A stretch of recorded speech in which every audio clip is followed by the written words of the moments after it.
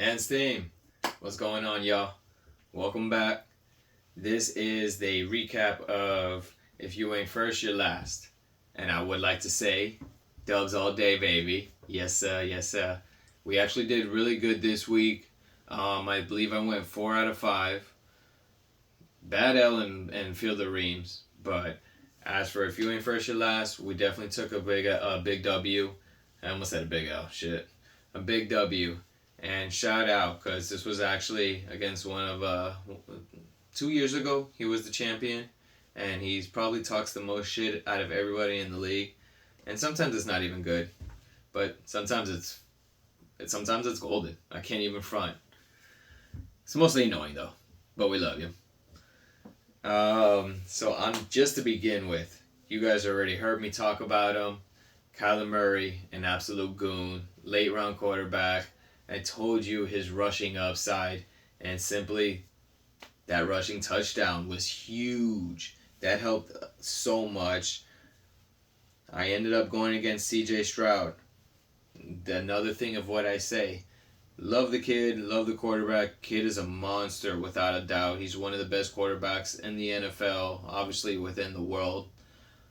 But for fantasy wise, I am not personally big fan of pocket passers. I want somebody who, if they're having a bad game, can break off for 10, 15 yards and do that at least 4 or 5 times. I'll be cool with the rushing stat line after that, to be honest. Kyler performed, and he did much better than CJ simply because of that rushing touchdown, honestly. So it's 26-17, taking it every time. I played CeeDee Lamb. CeeDee Lamb has been so up and down. CeeDee Lamb has the potential to be 30 points every game, if not higher, if I'm being honest. But he's just not catching it. Not catching as in not catching the ball. It's just not getting to that aspect with Dak. They're not forcing the pass-heavy offense as much as they did last season. That's apparent. But regardless, he gave me 11 points. I know he's always good to break out. Wish he's doing a little bit more, get my up more in the rankings here, points-wise, but it's all good. I went against Nico Collins, and man, was I freaking worried, because Nico finished the game with 15. He got hurt, I believe, in like the second or third quarter. He was killing my ass, and my opponent having the stack with CJ, fuck, that wasn't looking good, and I was terrified, and I was like, yes, this might be over. It might be a wrap. So, as you guys were aware, Malik Neighbors was out. I ended up picking up and playing Wan'Dale Robinson. Insert bomb noises because that... Sorry, y'all. That was a great pickup. I don't want to toot my own horn, but I was hella hyped by that one. 16 points straight off the wire. Free, not even wire, I think it was free agency actually. So I'm cool, man. Went against Scary Terry, 13 points. Not mad at him. He did good for me. Let him do good for you. My dog James Cook, though, 17. James Cook, I know he had the bad week last week, but he is a very reliable player. James Cook is a monster, and he's going to continue to eat the entire season, especially on games that Josh Allen isn't performing at his best, because they're going to have to find another route. And ain't no one catching him the ball. Maybe a little pitch, a little slick back, a little hand toss. I don't know, dog. But at the end of the day, James Cook is going to eat. Sorry, I just lost myself. Oh, this fucker played Antonio Gibson. What a fool. But then again, half his whole team is hurt, so I kind of get it. And he took the wild card, the gamble, because you never know. Gibson was supposed to start. And he could have came out and dropped 2 touchdowns, especially against Miami's defense. It wouldn't have even been that surprising. So, you know what? I say what a fool, and it was a gutsy play, but it could have been a huge reward. I played Kamara, 12 points, but you already know Kamara got hurt. And he went against Trey Sermon. Man, Trey Sermon, 18. Shit. Good pickup. That was a good pickup. Did I think Trey Sermon was going to come in and ball in like that? No. I don't even remember who the other cat was, but I was like, yo, there's a committee behind Jonathan Taylor, so I'm not too worried about that.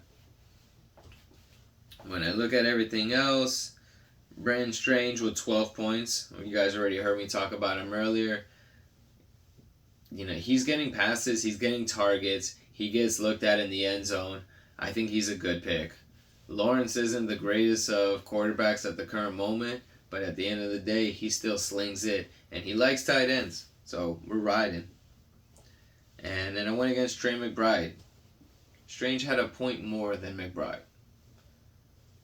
Just gotta tell you that. Doesn't even matter. Oh my god, now. This was my key matchup right here in Battle of the Poopies. Dontavian Wicks, 4 solid big ones. Oh yeah, goon status. Thank God Jordan Addison sucked ass. If he had a beast-ass game like last time, I would have been screwed. So, thankfully, 6 points, I can ride with that. Now, main reasons why I can ride with that is because, and you guys already heard this in my other league, but shout out to Minnesota's defense. They're too good to just leave them be. Somebody else was going to have them, and I wasn't going to. We only have 3 bench spots. I'm not going to drop JSM or Neighbors or Irving, cover Pacheco for a defense. So, I played them. Whether Garrett Wilson, 2 pieces me with Breece Hall or not, I was going to play him. And it ended up turning out beautifully.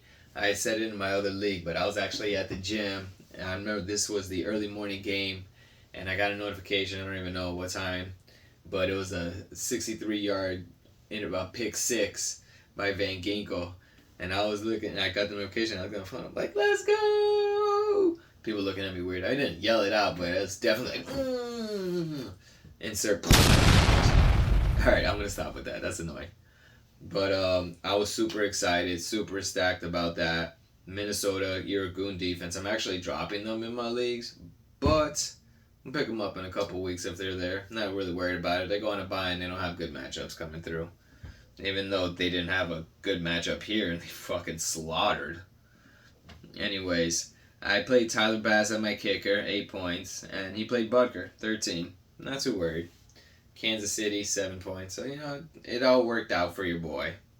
I had JSM sitting pretty with 13 on the bench. He had Stevenson with 19 on the bench. That hurts. As well as that just happened to me in my other league, too. So, I feel it 100%.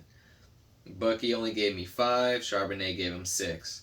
And we look at that, he didn't have A.J. Brown because he was on a bye. He doesn't have McCaffrey or Hawkinson. I mean, I'm without my 2 goons as well. No Cup, no Pacheco.